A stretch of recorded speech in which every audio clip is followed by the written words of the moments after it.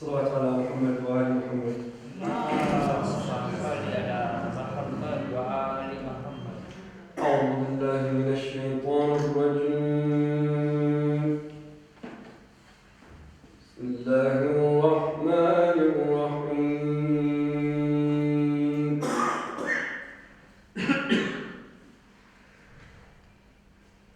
قيل يا نوح اهبط بسلام منا وبركات عليك وعلى ممن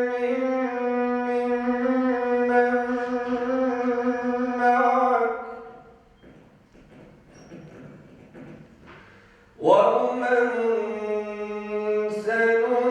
سنمتعهم ثم يمسهم منا عذاب أليم.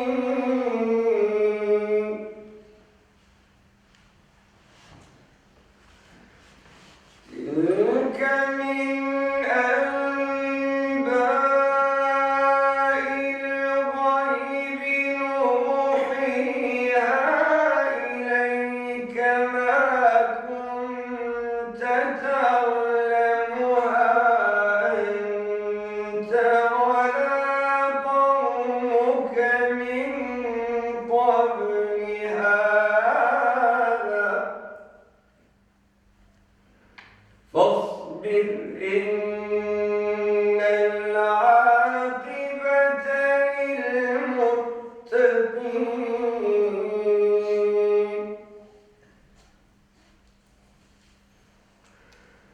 وإلى عاد أخاهم هودا قال يا قوم اعبدوا الله ما لكم من إله غيره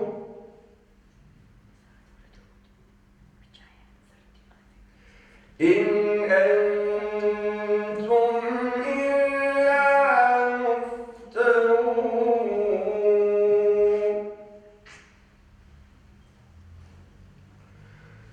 ويا قوم لا أسألكم عليه أجرا إن أجري إلا على الذي فطرني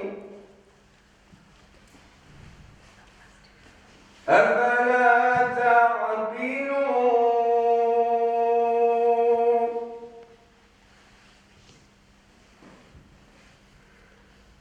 ويا قوم استغفروا ربكم ثم توبوا إليه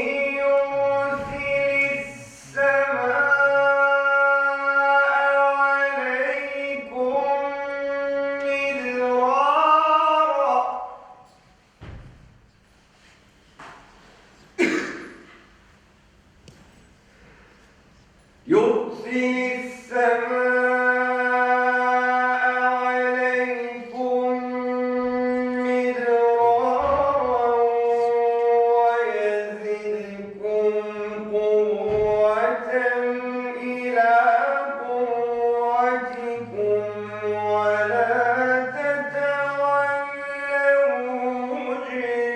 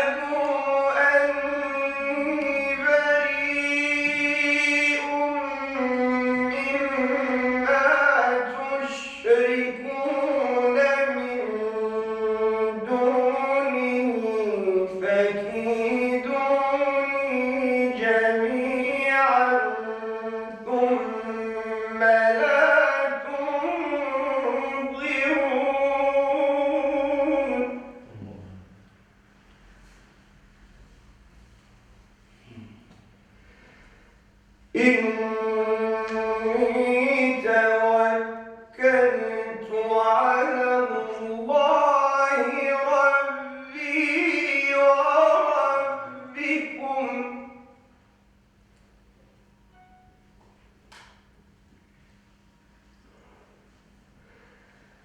ما من دابة إلا هو آخذ بناصيتها إن ربي على صراط مستقيم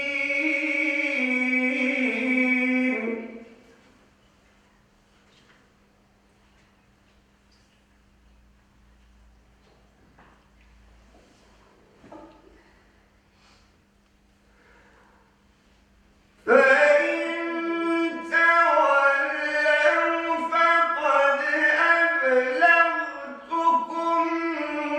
ما أرسلت به إليكم ويستخلف ربي قوما غيركم ولا تضرونه شيئا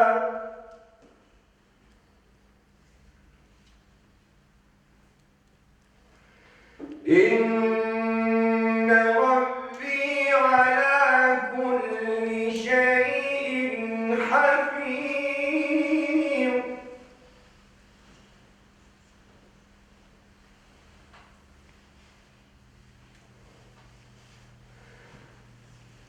ولما جاء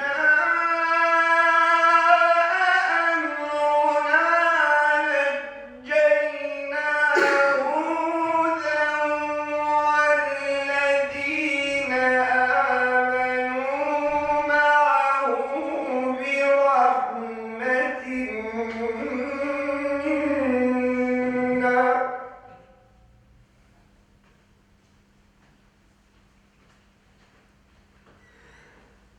نجينا هودا والذين آمنوا معه برحمة منا نجيناه هودا والذين آمنوا معه برحمة منا ونجيناهم من عذاب غليظ صدق الله العظيم. اللهم صل على محمد وعلى Thank you, Brother Muhammad. Bismillahirrahmanirrahim. Rabbi shrah li sadri wa yassir li amri wahlul 'uqdatan min lisani yafqahu qawli. Before we carry on, can we please ask the gents to move a little bit more forward and give a little bit more space to the ladies who always seem to be outnumbering the men. Let's move a little bit more forward, please. Thank you. Sallallahu. اللهم صل على The program formats for these next 3 nights will include firstly a lecture from Shaykh Arif, followed by a question and answer. The question and answer will be limited to 20 minutes, and we will take preference from questions that are topical to the theme of the lectures. And if there's time after, we can have an open question and answer. After that, we have a treat where we have full dinner upstairs in the usual place. So all who are in attendance are please encouraged to please join us for dinner.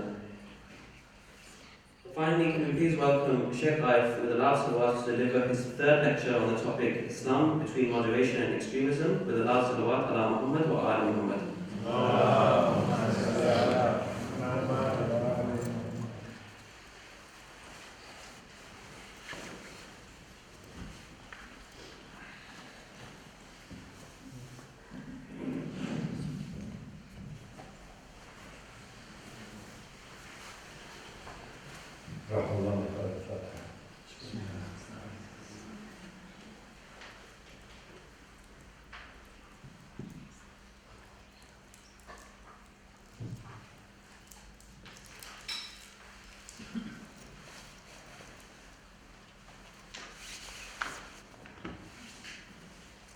أعوذ بالله من الشيطان الرجيم بسم الله الرحمن الرحيم.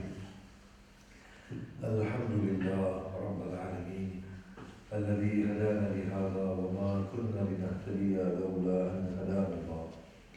والصلاة والسلام على أشرف الأنبياء والمرسلين شفيع ذنوبنا وطبيب نفوسنا وحبيب قلوبنا أبي القاسم محمد. اللهم صل على محمد وآل محمد وآله الطيبين الطاهرين المعصومين المظلومين وأصحابه المنتجبين.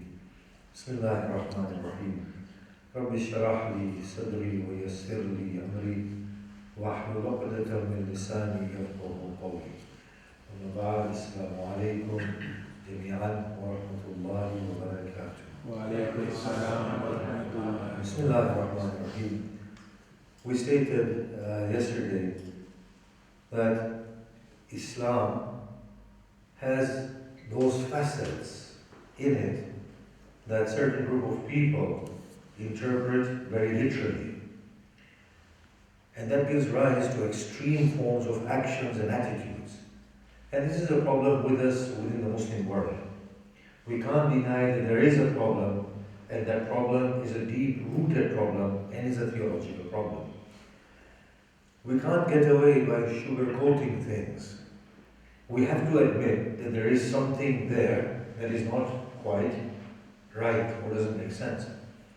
On the other hand, we are faced with this question as well, that the same Islam, in the time of the Prophet, it was a liberating force. It was a force of nurturing greater humanity, bringing people into the folds of spirituality. So something has gone wrong with the application of same Islam. We stated that today's people who wish to apply Islam, they are not looking at Islam fully, in the sense that they are not looking at the spiritual and the moral content of the revelation. They are merely looking at the legal aspects of the revelation. If we were to look at the spiritual and the moral content of the revelation, we might see a different story in terms of the legal aspects of the Quran and the revelation. Then we also stated that this hardened attitude towards the other and this violent want to establish the law of God upon the face of the earth in itself goes against the prophetic conduct, goes against the moderation and the scheme of moderation through which Islam was applied in the very first instance. And it is something that is inconsistent with the teaching of the Quran as well. So here we are finding two things: a problem with the appreciation of the Quran, and two, the attitudes of the people who want to apply the Islam of God to the present human community. In yesterday's talk we said that this want of predominating the other stems from the survival instinct that we have in our animality. And if this goes out of control, then it leads to extremism and violence and violent tendencies. And it is more an attitude which is then reflected in action. I want to explain this a bit more as we go into today's talk. Within the animal kingdom, the animals are hardwired to survive. We are no different. We will face all challenges and overcome them. At the end of the day, as human species, we have to live, we have to reproduce, we have to procreate, and we have to stand the test of time. The only difference between us and the animals is that we have the facet of reason, imagination, intellect. With this, we can become extremely transgressive. You can imagine that the lion kills when the lion feels a sense of hunger. The lion will protect the pride from danger and will leave them. But we, the human beings, with the sophistication that we have, this intellect that we have, the imagination that we have, we want to prevent attack before it comes. We want to maintain our lifestyles before the threat actually arrives. And that leads us to go to distant nations and through the pretext of wanting to defend our own lifestyle, we conduct wars and change regimes in those countries. This is our ability that the animals don't have. So this survival instinct, the instinct to predominate, when coupled with intellect, imagination, becomes very transgressive. We know that tomorrow we will be hungry. The lion does not think about tomorrow's hunger. The lion feels hunger and then goes and attacks the prey and consumes it. But me and you will see tomorrow's hunger as a problem today. And hence we will hoard in order to remove tomorrow's hunger from today. But then tomorrow stretches into infinite number of years. And then even if I am gone, my offspring will still be here. So I hoard, I control, I predominate, I destroy my enemies, I collect. This is exactly what the angel saw. The angel said to God, but this creature has the propensity to transgress. You have given this creature so much ability. Imagine his animal instinct to survive. Yes? The survival instinct coupled with his intellect. Imagine what he can do.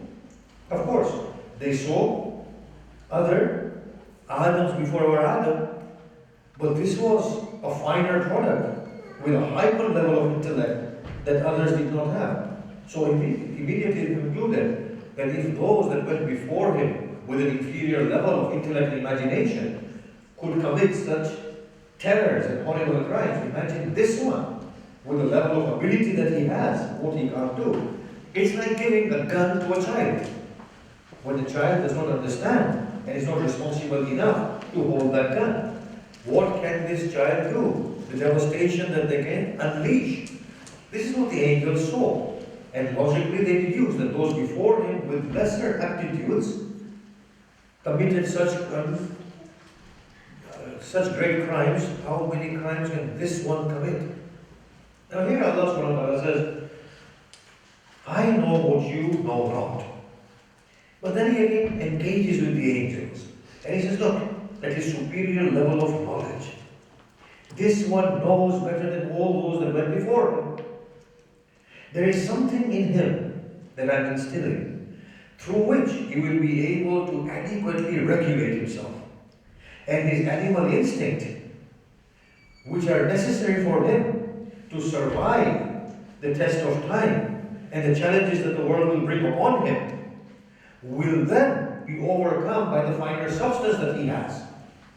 And I'm making him my representative. The angels, of course, were baffled initially, but he is going to kill, he is going to corrupt corruption. How will he represent you? You are the most complete that anybody can envisage. You are the most positive being, forgiving, charitable, secure. There is no insecurity inside you. You are the giver of life. You are the giver of destiny in a profitable way. He is the one who will take it all in order to secure it for his own self. God says here, but no, there is something finer in him through which he will be able to overcome his bestiality, his animality. He will be able to regulate it so properly, and he will be able to use his worldly tendencies in a very befitting manner to arrive at the fullness of his growth, and he will be able to represent. Let's just recap on that for a moment. God is making a Khalifa. This Khalifa of God is representing God, a representative.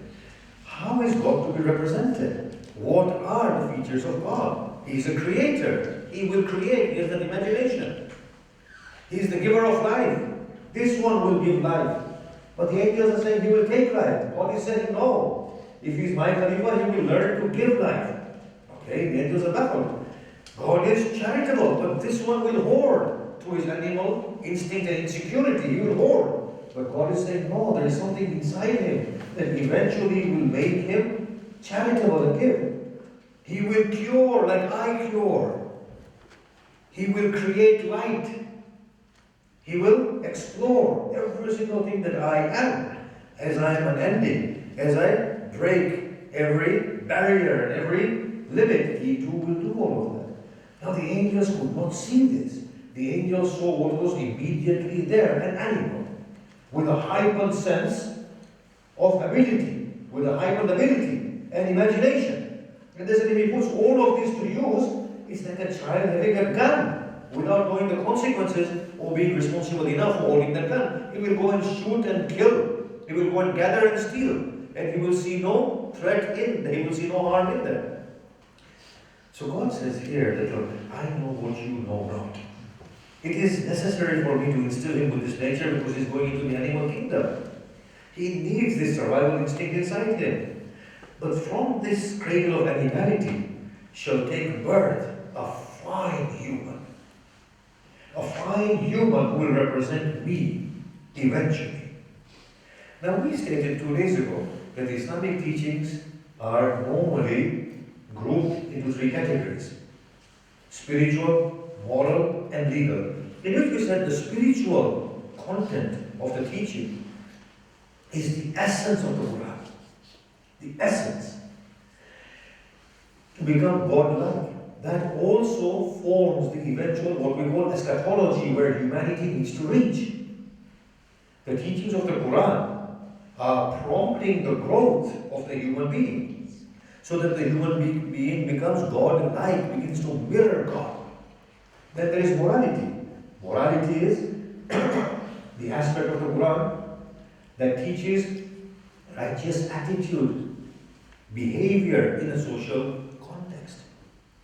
Then we have the least of the Quranic teaching, and they are the laws of the Quran. Out of the 6,666 verses, the laws of the Quran occupy mere 500 verses. And even then they are very vague and ambiguous and minimalistic. This spiritual teaching in which we are supposed to become God-like are here to address us, to take us to that point where we begin to resemble God. This is what God is saying to the angels, that He will arrive at that point where He begins to resemble me. Now the angels, they give in. And they say, fine, whatever, and you know best. So Adam begins his journey. Yesterday we explained, there was a whole notion of human sacrifice within the human race. For the fact that Abraham wanted to sacrifice Ismail and did not feel that there was something strange, shows that he had already encountered the notion of human sacrifice. It wasn't a strange phenomenon. God changed human sacrifice with the sacrifice of an animal. But until the time of Abraham, human sacrifice was a thing that was occurring. What does that show? That humanity was evolving gradually and slowly. Today, in this part of the world, and in the part of the world that shares the information with this part of the world, let us say, human sacrifice is something that people don't even think about, let alone and think about and frown upon it. They don't even think about something like that. It has become a strange thing altogether. Forget about it being abhorrent, reprehensible. We don't even entertain the thought of human sacrifice. So humanity was evolving, and at every point, God was telling human beings, this is unworthy. What was that point through which these changes within humanity were made possible? This is what the Quran indicates that there are 2 things.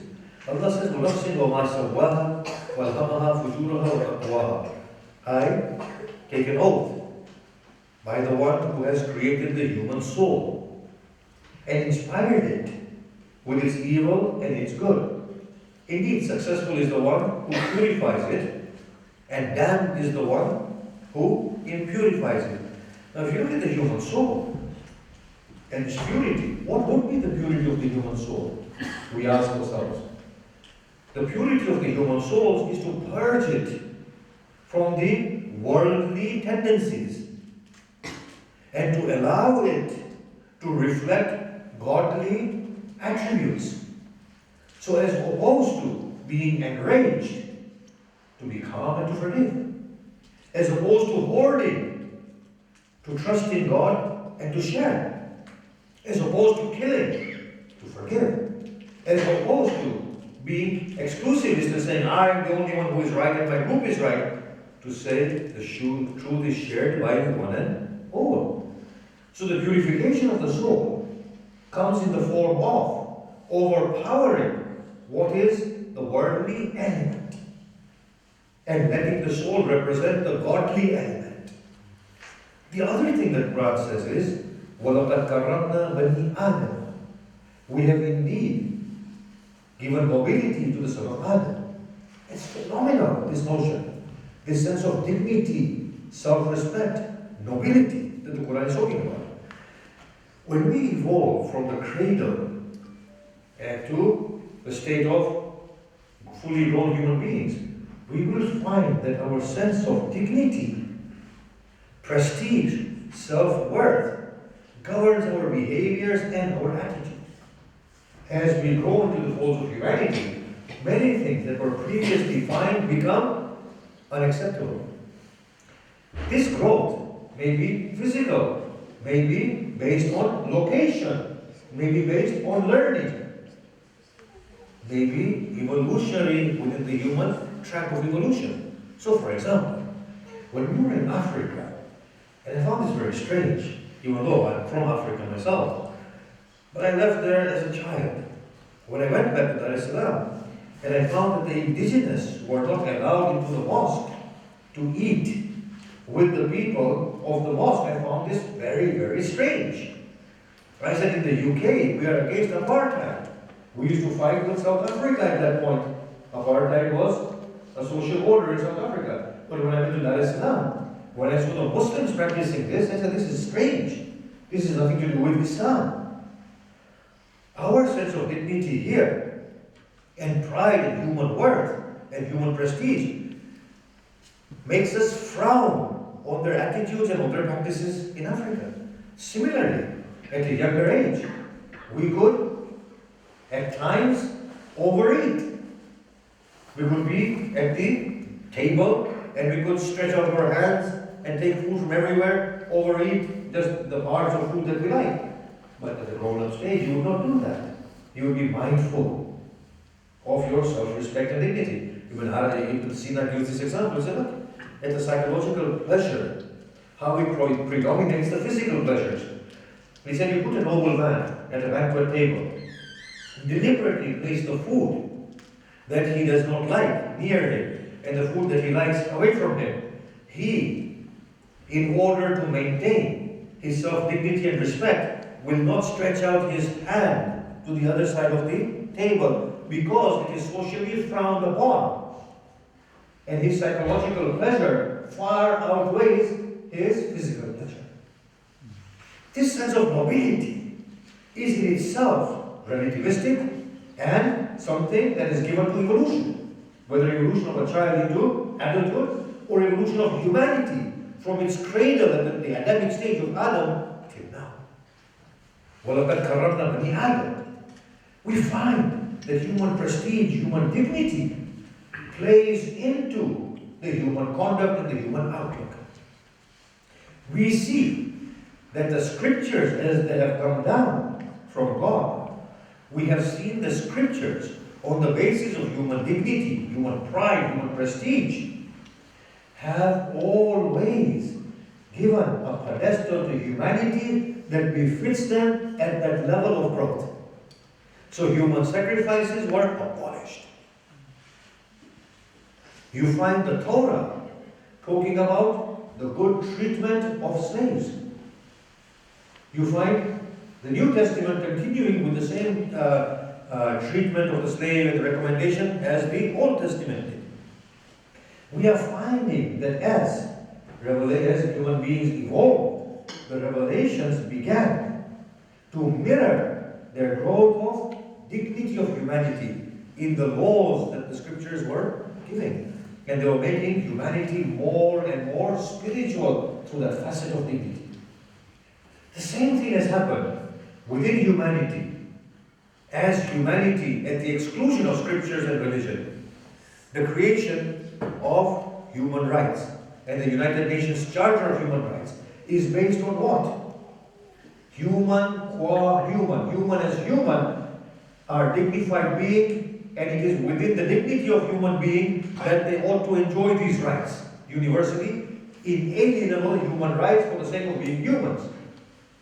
No human as human, regardless of faith, persuasion, origin, should be a slave. They will be free man. Human as human has a right to practice their religion. Freedom of religion, religious conscience.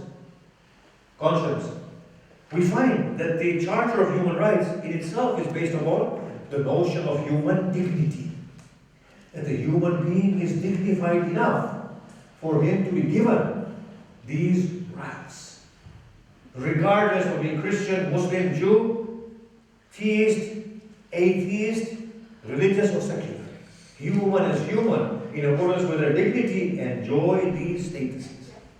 So human dignity and the growth, evolutionary growth and realization of human dignity, or the growth of human consciousness, has allowed for the revelations and human beings to modify the treatment of human beings. In the present world, in the 21st century, when we see Brexit and we see racism, we are startled. How can in the 21st century can we experience racism?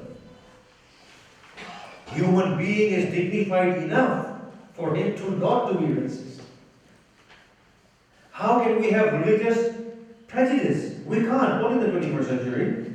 Yes, the Pope can drive an army into Jerusalem to conquer it in the name of God, the God who wants peace and love.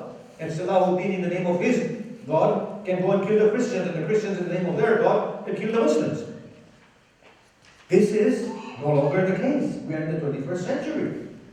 How can wars be fought in the name of religion? It is inconsistent with human pride, with human dignity, with human prestige. In the 70s, correct me if I'm wrong, and in the 80s, when there was a famine in Ethiopia, was it? Do you remember Somalia?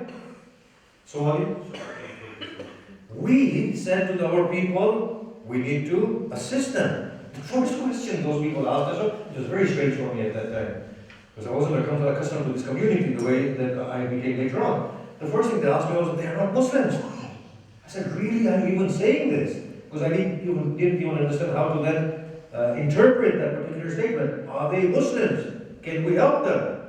I was thinking, really, is that a question?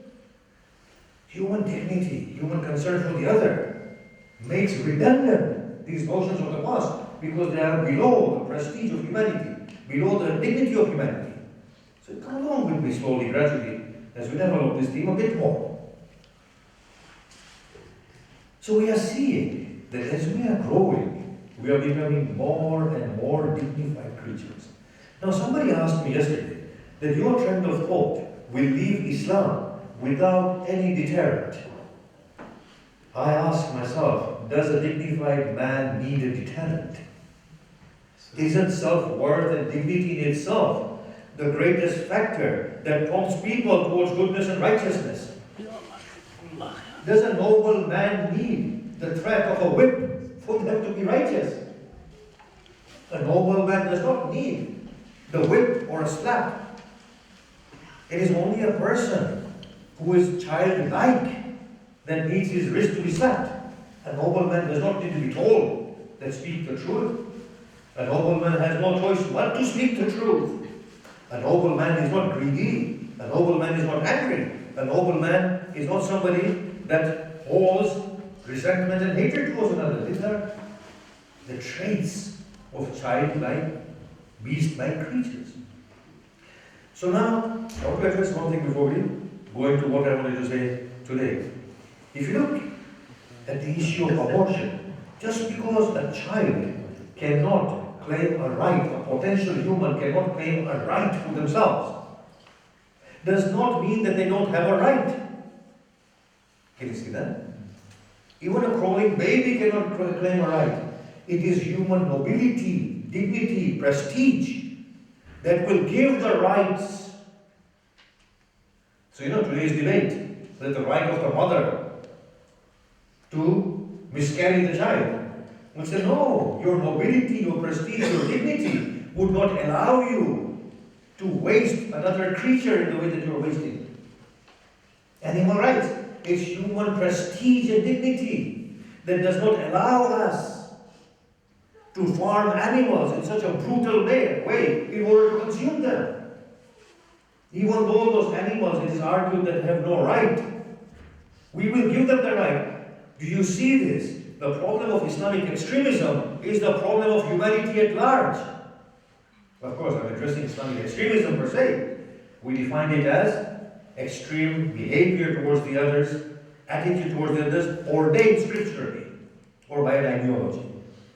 But in today's world, the way we treat animals, the way we consume meat, it's below human dignity and prestige, and it is nothing but a portrayal of human extremism. The way we want to defend our lifestyle and we attack countries thousands of miles away is a form of extremism, in the form of an ideology. But I want to address Islamic extremism, nothing else.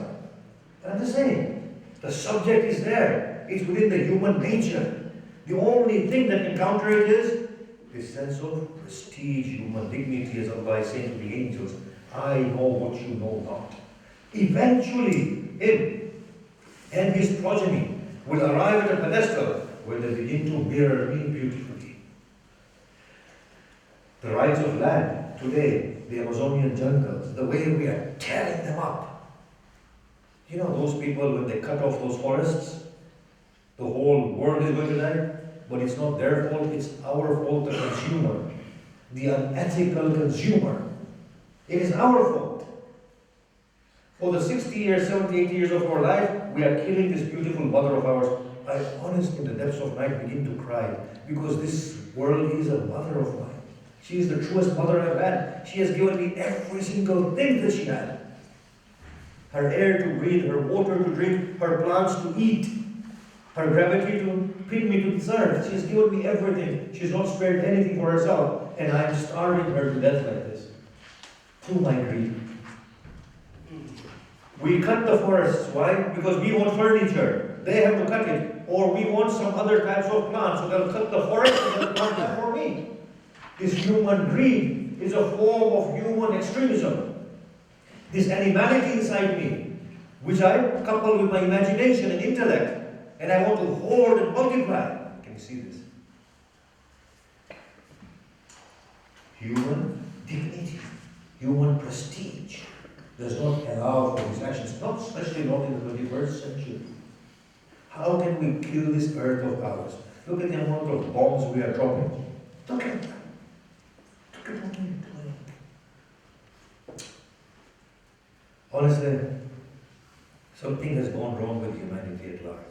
Yeah? I have never seen a more heightened state of human awakening, human morality, human goodness than I see today. And I have not seen the world encounter a greater devastation than today. Can you imagine? We are naive children, raping our mother, this is the earth, killing each other, and we all know that we shouldn't be doing it. We're not evil, we're good people. Now, going back to my thing. So as human dignity has grown, sense of human prestige, what has happened is that it has been reflected scripturally, within the scriptures. Look at the way the Quran does things. Before the Quran came, there was no notion of the rights of women in the way that the Quran displays it. They can own. They can determine their own destiny. They have a spiritual, equal position with God as a man. There is no preference of a man over a woman. Every one of the verses that talks about salvation talks about the salvation of man and woman, always. Look at the Quran, the way in which it expresses the rights of women. That a woman, if her husband is not taking care of her, and they feel that they will transgress the limits, then she has a right to give back her dowry. Those were the conventions of the day. Give back her dowry and seek freedom from him. The Quran says, if at the end of the day they can't live with each other, then they have my blessings, I will make them both needless. You know, when we have this literature that the arsh of God trembles when people want to divorce, this is not in the Quran. The Quran says, look, at the end of the day, it's human life. If they can't sustain it properly, let them part. I will make them both needless. Finish. Let them go their own separate ways and evolve. Look at the slavery. The issue of slavery, just like the Torah and the New Testament, there is frequent references to the slaveries, to the slaves. And فَقُّ رَقَبَةً, free a slave. It's the most righteous deed you can ever commit. If you have not fasted, free a slave. If you made an oath and broken it, free a slave. If you've done this, free a slave. If you've done that, free a slave. Look at the creation of a pluralistic community. Call the people of the book to that which is equal between you. That you shall not worship other than God. Look at the people beyond the book. Yes? For you, your religion. For us, our religion. But let's live peacefully and harmoniously coexist. Look at the conduct of the Prophet in creating that Madinian charter in which they all lived as equal citizens. He did not distinguish between one and another. The law of the Torah and the law of the Bible in killing the people who commit adultery is not in the Quran. You don't find it anywhere. The stoning to death comes from the Bible. It's not in the Quran. The first time the Prophet recited that was for a Jewish couple. He said, in your scriptures it says this. There's nothing in my scriptures about it. People who are gay. In the Bible, Old Testament and the new one, or is this the new one, they are supposed to be put to death. The Quran doesn't say anything about it. It says it gives a discretionary punishment. It says that Allah will forgive them if they repent. Look at how human dignity plays into the scripture. That this is a human being. You cannot humiliate this human being. This human being has nobility. The prophetic attitude towards human being. Those were monsters to whom he came. Yes? Those monsters, he gave them human respect.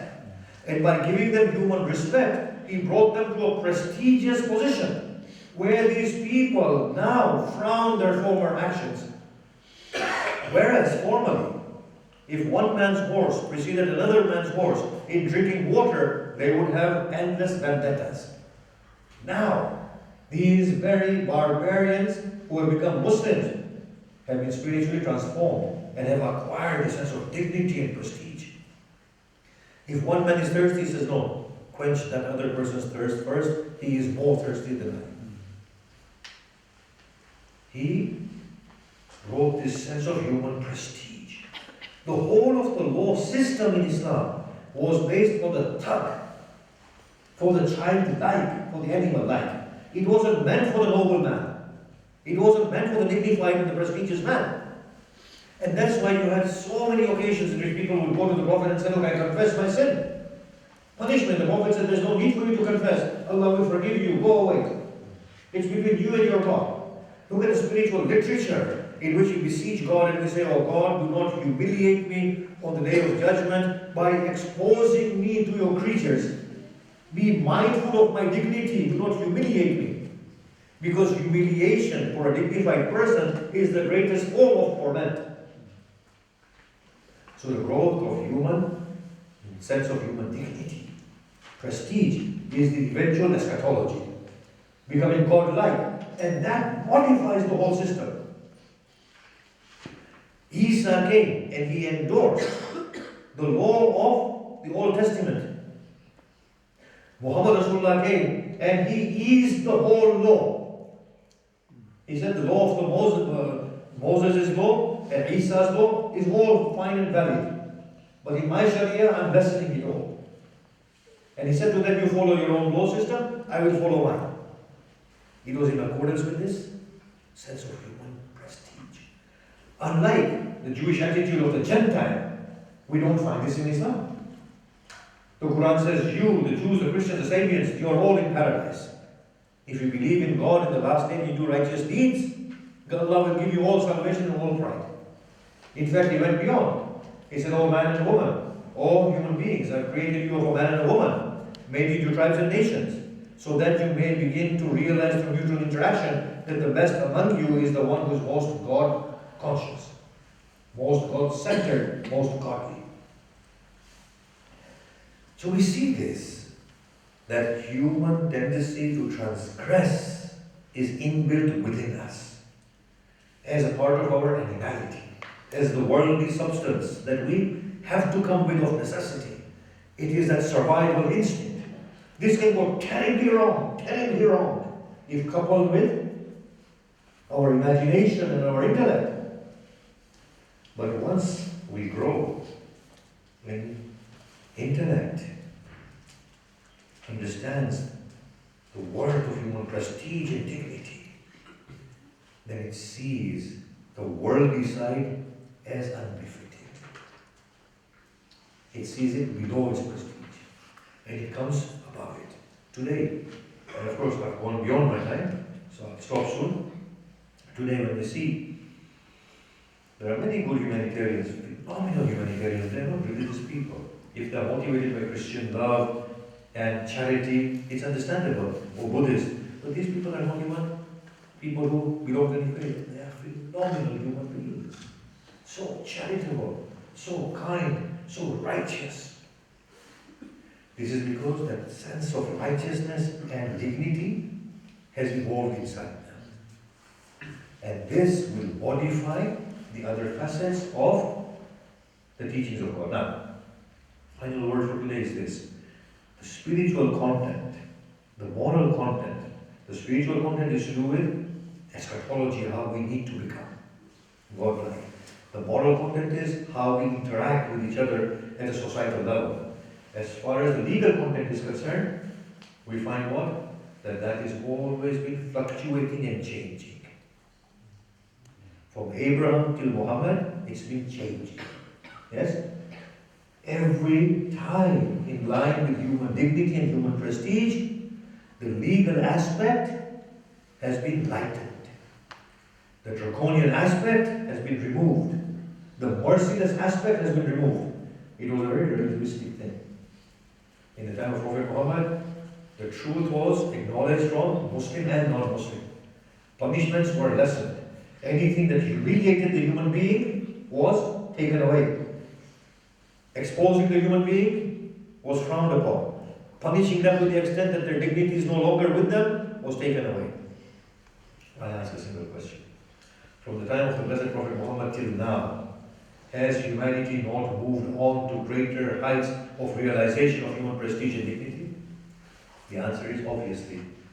The fact that United Nations sat as united and drafted off a Charter of Human Rights, regardless of where anybody is, regardless of what gender they are, what status they are, they enjoy these rights in line with human dignity and prestige. So on this note, we will continue tomorrow. Look at the dignity displayed by the great people of God. At the conquest of Makkah, the hard criminals came to the Prophet Muhammad. And they said, "We embrace your religion." Now he could have tried them for war crimes, but he said, "You're free. You are free." From them was a woman who has chewed the liver of his uncle.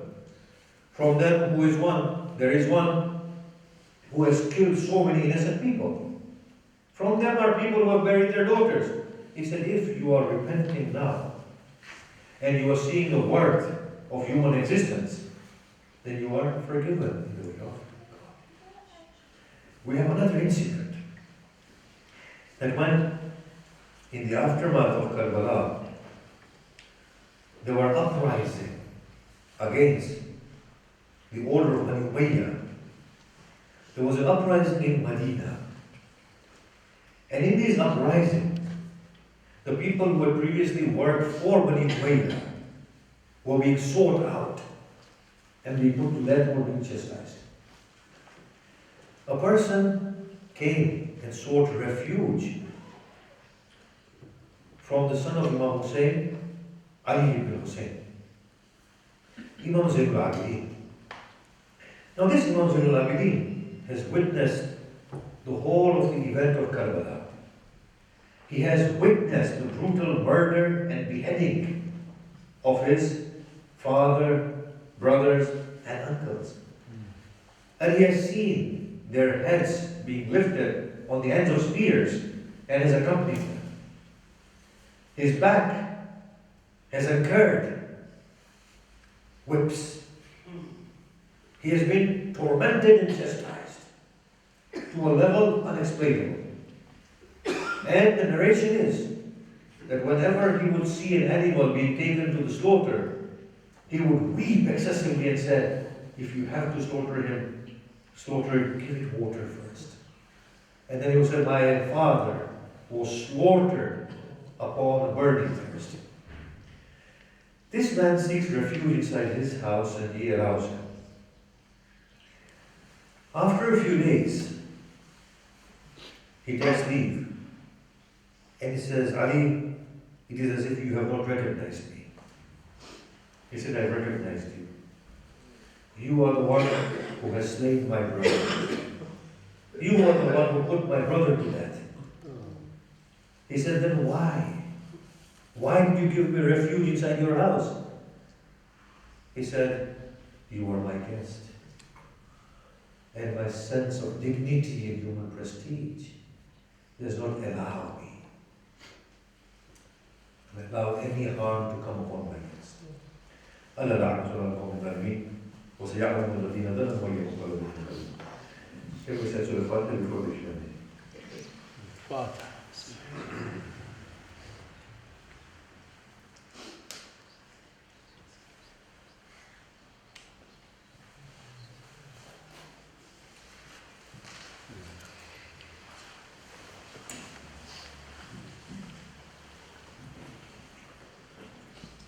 Please can we stand for ziyarat?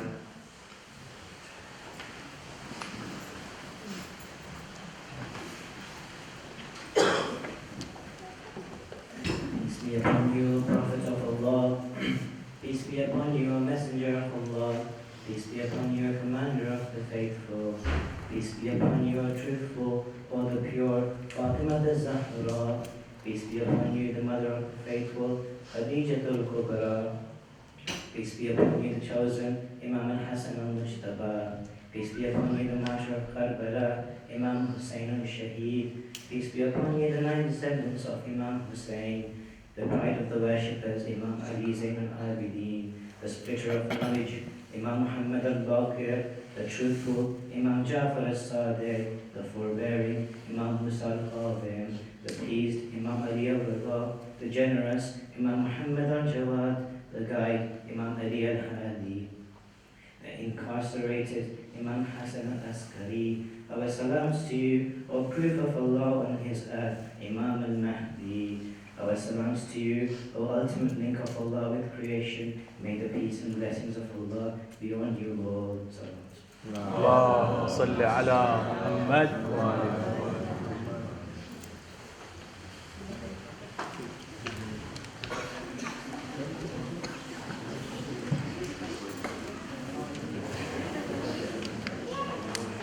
Thank you.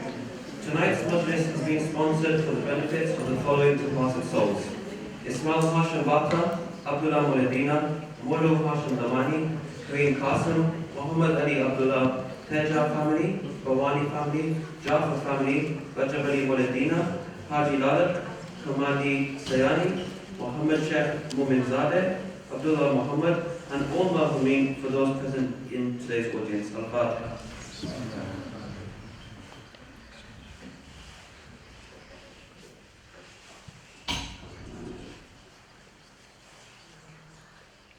There will be full niyaz after today's question and answer, so all those who are here are please invited to enjoy. Tomorrow and the day after will conclude the last 2 of Shaykh's 5 lecture series on Islam between moderation and extremism. The programs will start here at 7:30 inshallah.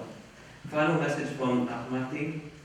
The Al-Mahdi Institute is a charitable, educational and research establishment committed to serving grassroots communities through training future scholars of religion, engaging in cutting-edge research and translations, as well as a wide range of outreach activities, all as a means to share the human face of Islam and the message of the Ahlul Bayt.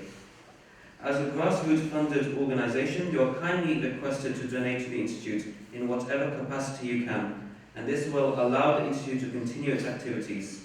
There is a donation box at the back. Alternatively, you can give a donation to one of the volunteers who can organise the receipt for you. We will start the question and answer. As I said, we will limit it to approximately 20 minutes. We will keep the questions topical initially, and if there's time, we will go on to an open question and answer. I have a question, if I can start the process, please. It's a bit of an audacious question. Just to paraphrase it, it says, if people, as you mentioned, who are not bound by scriptures tend to be extremely godly-like, they're extremely moral, they're extremely nice. However, those who are bound by scriptures in today's day and age tend to be quite ungodly-like. It seems almost as if the scriptures are the limiting factor. Do you find then there is still a place in scriptures in today's day and age? Absolutely. If we can explain this more fully tomorrow and day after as we begin to conclude what we have started. However, the problem here is that the godly and moral aspect of the scripture predominates in scripture.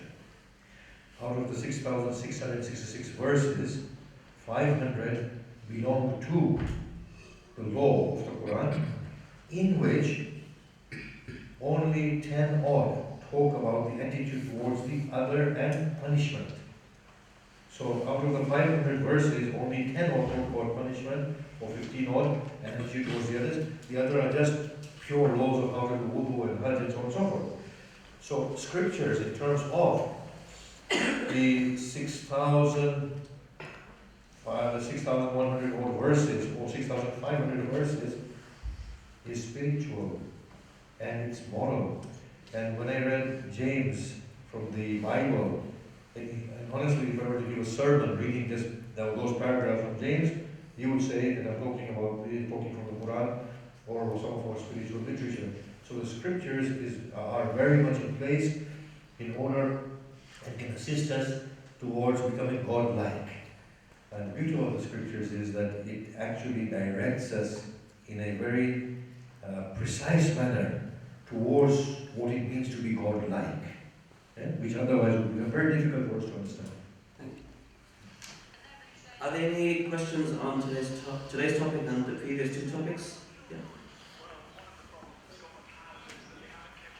Assalamu alaikum, Shaykh. You said you love the F as a mother because it gave you all you wanted, but that is extreme love because their natural disease F can poison other fantasy that belong to natural F. So only God gives us the best in the F, and if you love the F too much without looking it back, then you become a social partner with God. That's extreme love to me. You're going to forgive me for saying this. I didn't say the word. Can you just keep it at a distance and speak slowly, sorry. I'll keep it away from you. Keep it away from you. Yeah. Okay, now speak slowly. Basically, you said that you love the F as a mother because it gave you all you wanted. You love what? And you said you love the F as much as a mother because it gave you all the things you wanted. Okay, okay. You said you love the F as much as a mother because it gave you all the things you wanted. Yeah. But there are natural diseases, F types, poisons, and bad stuff about this world. So if you love the world too much, it's like associating a partner with God. It's like extreme love because there's flow with it as well. Not more than love, that's what I see. That's very true. You shouldn't love the earth to the extent that it becomes at the exclusion of God. We should not love our mother, father, brother, anybody to the extent that they become a God within us. Yes? So when we talk about loving the earth as our mother, we are talking about it in light of our acknowledgement of Allah subhanahu wa ta'ala as a love of our hearts. It's a manifestation of God's beauty. Earth is a mother created in the image of God. So the love of the earth is actually the love of God and the handiwork of God. Okay? Any questions?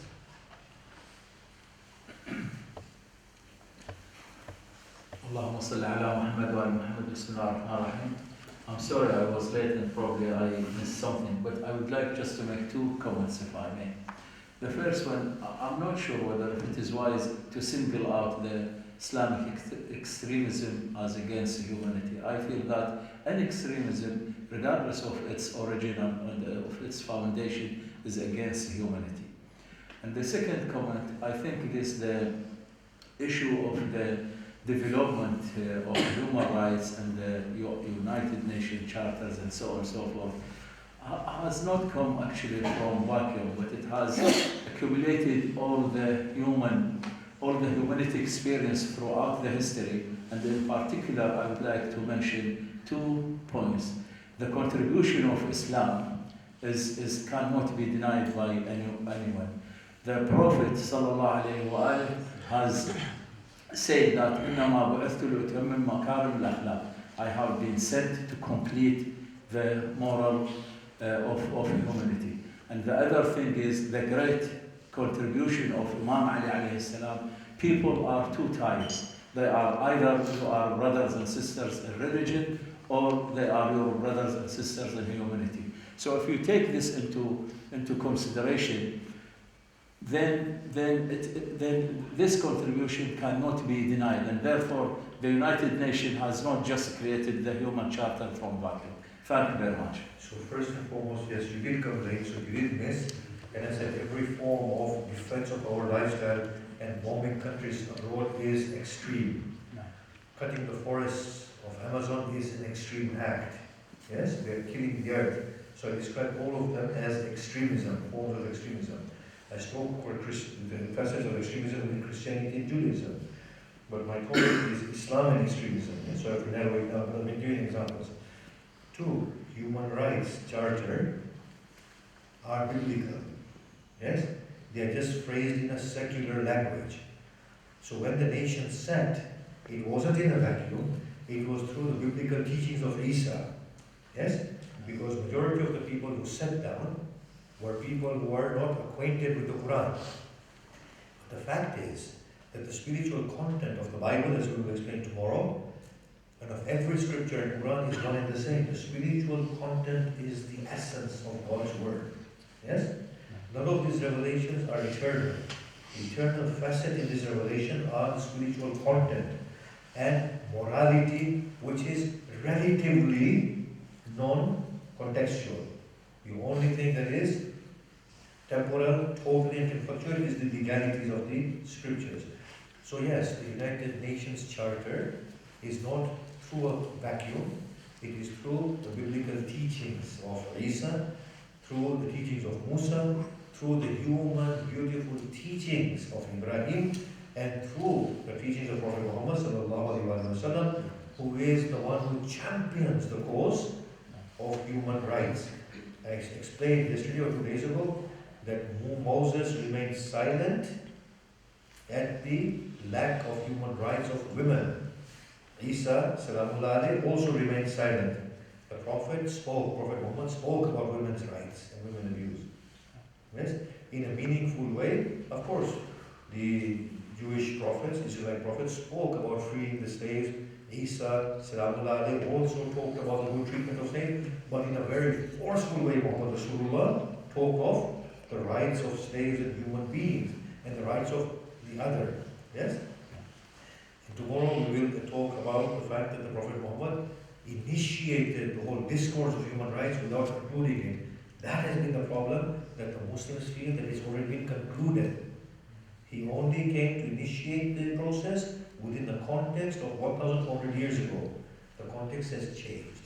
He did not conclude the discussion, he began the discussion meaningfully and left it upon the human nature to prevail in its own dignity. Now, when you talk about Imam Ali and his beautiful statement, and yet the Muslims are where they are, come on. Isn't it a shame that the Muslims are where they are? Tell me. We still talk about child marriages. You can marry a 2-year-old girl. You know that, I know that. It's in the fatwa book.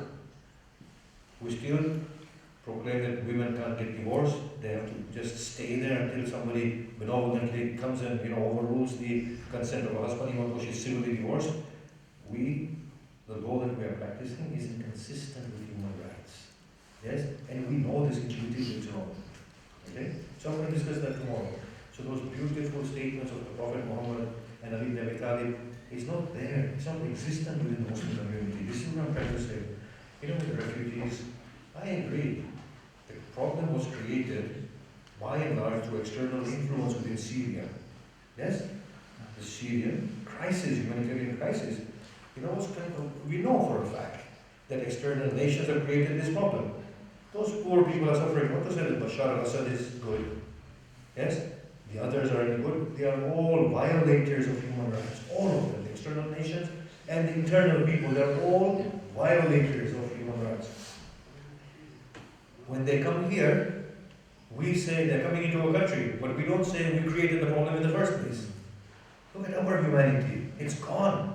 The humanity of the West, but still, alhamdulillah, there are good humanitarians that take it on. Either, of course, the individuals through the goodness of their hearts, and the heads of states through the compulsion of the international worldview and the world. Yes? But I ask you, my dear brother, think about this carefully. Why did these refugees fled? Why didn't they flee to Iran or Saudi Arabia? Iran and Saudi Arabia were Muslims. They are the ones who have the prophetic teachings. They are the ones who are called Ali ibn Abi Talib salamullah alayhi as the saint. Why didn't they go there? It's food for thought. Think about it. As I said, I will not shy away from expressing things as they are. We ain't going to stand in front of God in His prophet. And the whole of this humanity, who is our children, our parents, our brother and sister, they are hungry, they are dying, they will be in front of us. Yeah? And we'll have to be answerable. So that's why I don't shy away. So thank you for your comment, and thank you, accept my comments as well.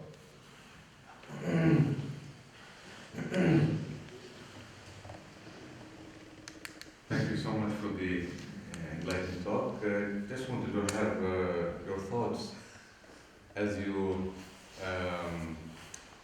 have explained that we have advanced and the human being's prestige has evolved and we have come to this heightened sense of dignity. How do you feel, or what are your thoughts about that at the same time as we have become so sophisticated and advanced in our dignity, yet the human being in the last century alone has created so much devastation? We see that in the world wars, for example. Even at this given moment, there are so many conflicts that are taking place. So is it that there are two sides of the human being? One side that is evolving in this way, but on the other side, the human being is also evolving and becoming more sophisticated in creating destruction. What are your thoughts on that? My thoughts are that the more we advance, the greater is the ability to destroy. That's for sure. When we split the atom, either we can serve humanity by giving them light and energy and heat, or we can coerce them and kill them. However, humanity on the whole, majority, is becoming more and more moral, more dignified, more sophisticated, and more spiritual. Majority of the humanity.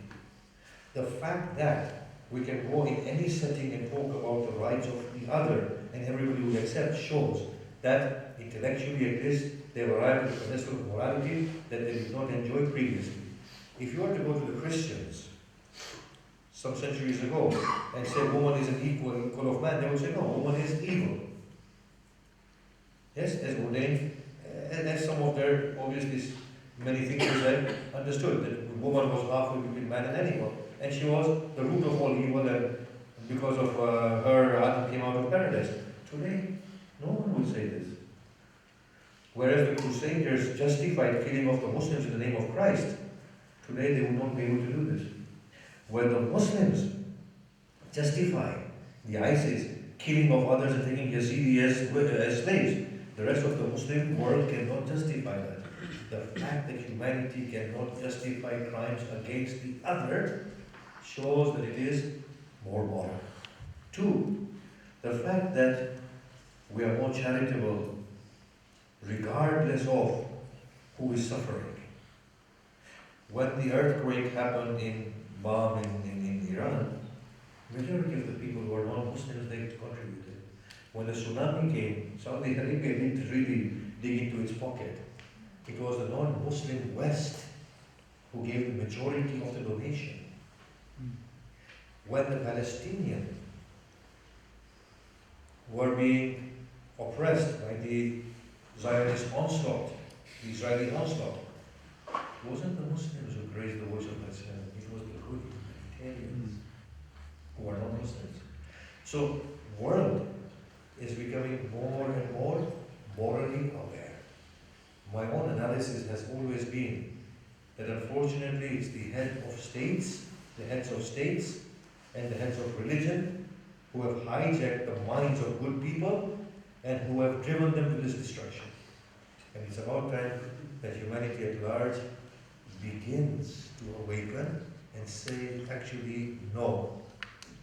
There is a moral purpose within me, beyond what the heads of states are saying. So, for example, Cameron refused not to sell arms to Saudi Arabia that are then being used to kill the Yemenis. If the British public were to know this, they would be outraged. The fact that they don't understand this, they don't know this fully, that they remain silent. And then the greater devastation is that the Saudi Arabians are promoted and are a part of the Council of Human Rights in the United Nations. And now they are the heads of the biggest violators of human rights have bought that seat.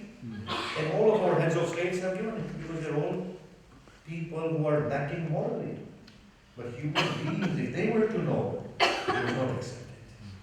So human beings are good. They are moral, they are growing, but they are naive and lazy. And hence, very few are able to mess up the destiny of the majority. And that increases our responsibility to hope and to break these boundaries and to convey in a calm fashion. Humanity has to awaken and say, enough is enough. We want to go beyond color, beyond religion, beyond gender. We are one family of God's children. As a follow-up to the last question, what about ladies that asked the question? Are we not told that before the coming of the 12th Imam, there will be a lot of evil in this world? We want to believe in a positive future, but it says this in our literature. It doesn't say there will be evil. I think people misunderstand and they misinterpret it. It says there will be a lot of devastation, man-made devastation. Think about this very, very carefully. There are 7.5 billion people on this earth. Yes? Previously, the earth has been devoid of such numbers. If there is an earthquake now in a city, it will take with it 50, 60,000 people. This is a colossal number of lives being lost. Previously, it would have been at the most 200-300 people in a small village or a city. Or if there was an earthquake, there would be nobody there because the human beings were so few. So it's all relativistic, can you see that? We have to interpret things in a very sensible manner. We are inbuilt with optimism and hope. We cannot be pessimistic, yes, and hopeless in our interpretation of future. Is this not another example? Consistent with our nature. Is this not another example of literature curbing our growth? It is another example of people being so insecure that they can't go beyond the literature and scriptures and not challenge it. At the most they can say that if the scriptures are right, then we have misunderstood them. If they are right, then they are in a particular context that befitted them at that time. Yeah? Okay, just under 10 minutes. Are there any questions from the ladies?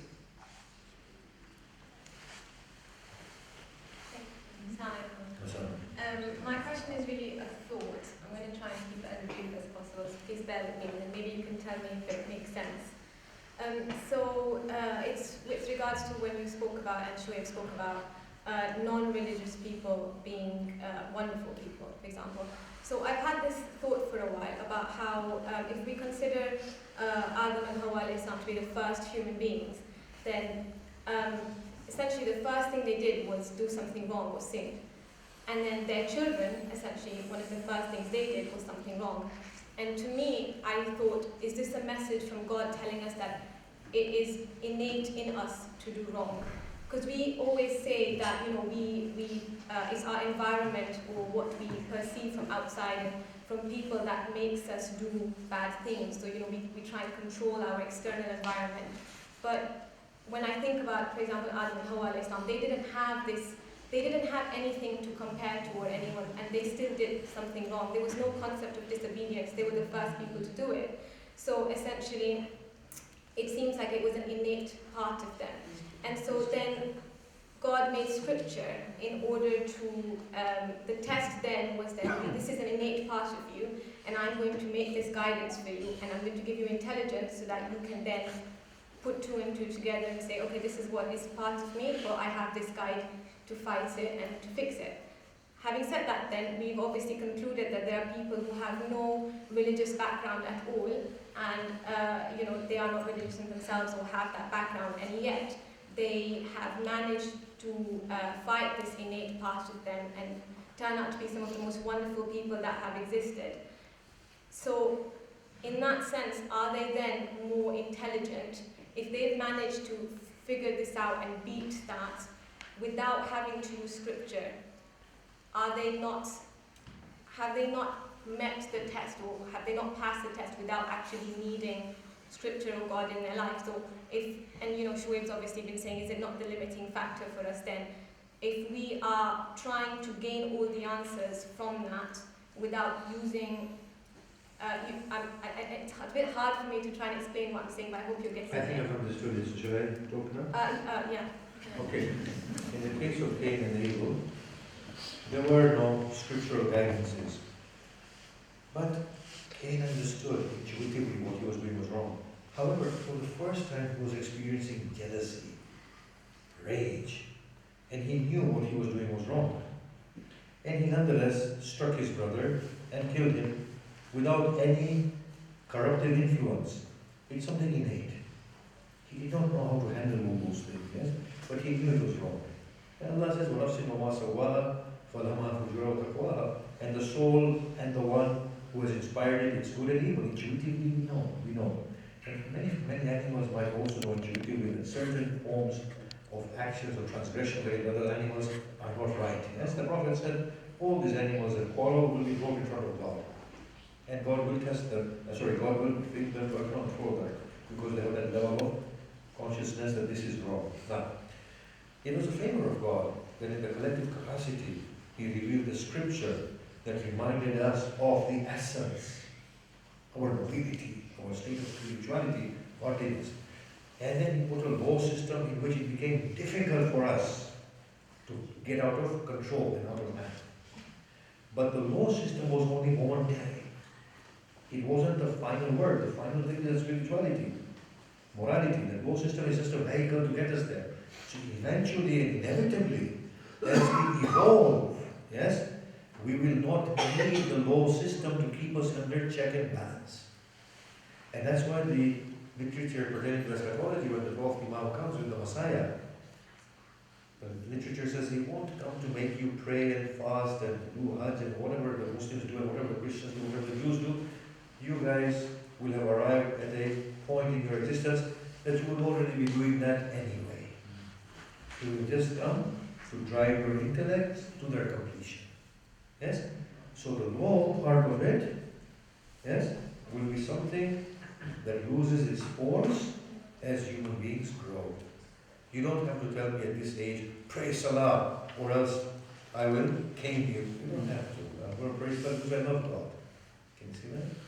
It's like that.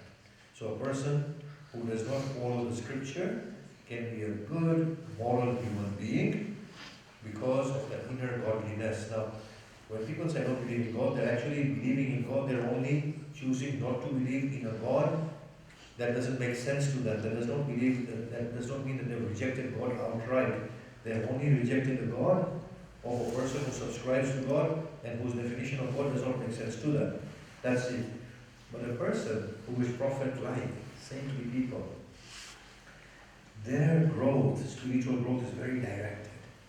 I have found many good humanitarians who are extremely charitable, but yet insecure and frightened people. But I have not seen a prophet who is afraid or insecure.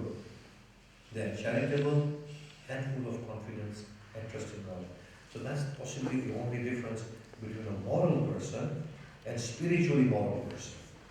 That the moral person may lack in the actualization of the other facets of human personality, but a spiritually moral person who is directed to God seems to have acquired the multifaceted human being.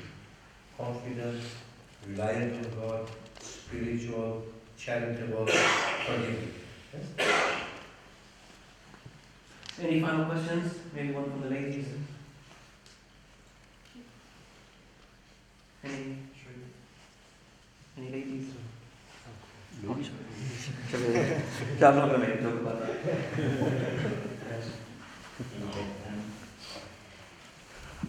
So, Shaykh, as humankind progresses, we get less draconian laws from Scripture. And going forward then, did you see a world where we have less deterrence? So I'm thinking about nuclear weapons and things like that that we have today as deterrence. Yeah, we will. When we become one human being, when we become one human family, we will not need to deter each other. Yes? What will happen eventually is that, you see, one of the greatest things that can happen to us is to have an alien threat. If we have an alien threat, it will unite us as one family. But I do hope, I really do hope that we don't kill ourselves before that, in our naivety and foolishness. I really do hope we take to the lofty galaxy. We explore the world above. Our children go and make it to other beautiful planets. I hope they go to other galaxies as well. And they continue humanity elsewhere. And we don't destroy ourselves prematurely, because God has given us so much. It would be a shame. It's like a student that is brilliant, but gets into a bad habit of drug abuse and loses that opportunity. We are like that. We are at that stage of teenage stage where we are just addicted to weed or something else, and we are losing our opportunity. Final question.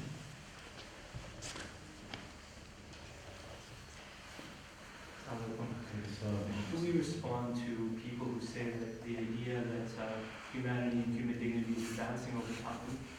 Can you just repeat that again?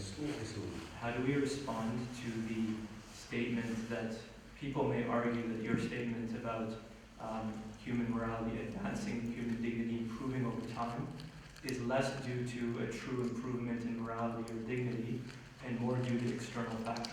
So 2 examples. One on the topic of awareness of human rights, women's rights, whatnot. That's less due to an individual improvement in moral understanding, more due to just awareness of social media and more people who are... Wait, let me just stop you there. Awareness of social media, where does that come from? How was social media able to drive the whole notion of human rights? Where did it come upon this notion?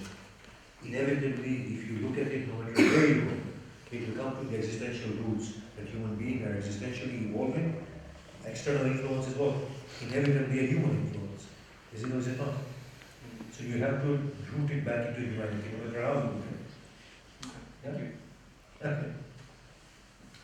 Thank you, let's conclude that. Please can we start Can I just do a follow-up on that?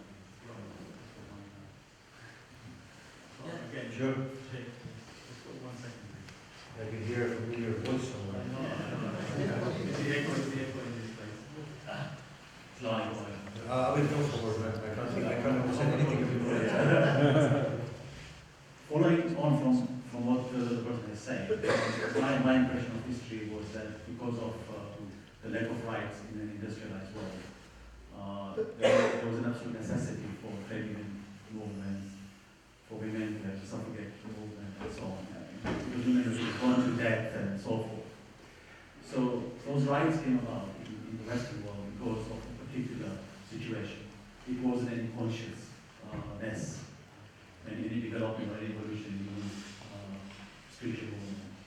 So while we have in the West the so-called rights, which came out of necessity, whereas in the East, because the industrialization process wasn't there, and the colonization process stopped the evolution of the East. Therefore, there you have still today the same old issues about children being murdered and nobody cares for them and so forth. So how is this evolution happening? Yeah. The fact that today we are able to talk about the East from the West, and we want to standardize, and we say that there are universal standards, and that there are certain things that might be relativistic, I agree. I personally say that human rights are gradational and relativistic. You can't have inalienable human rights which are universally applicable in the same way. Nonetheless, there is a minimum standard of human rights that is universal, the sacredness of human life, the dignity of human life. Yes? The fact that today in the UK we can talk about this issue meaningfully about another part of the world, and the fact that we can take the other part of the world for abuse of their human rights in the United Nations, and the fact that they feel obliged to justify their actions or to modify shows that there is a growth in morality and humanity. Thank you, Shaykh. Let's end there. Inshallah, tomorrow at 7:30 we'll start. There's Niyaz upstairs now. Please come in with the salawat. اللهم صل على محمد وآل محمد. يا الله.